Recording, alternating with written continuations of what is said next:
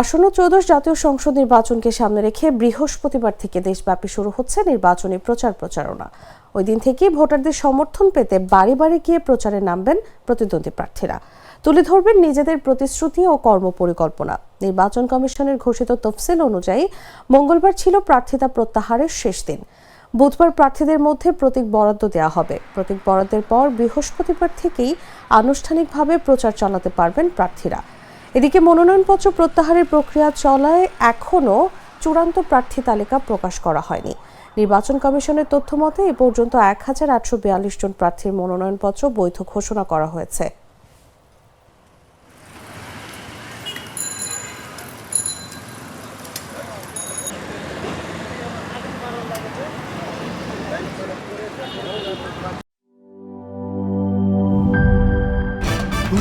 ভয় পাস না, এটা কসমিক ডোর। শব্দের আরেক নাম কসমিক ডোর। এর ওয়াল থিকনেস ও রিপ থিকনেস বেশি থাকায় এটাকে 50 বছরেরও বেশি। কসমিক ডোর, নিশ্চিন্তে 50 বছর।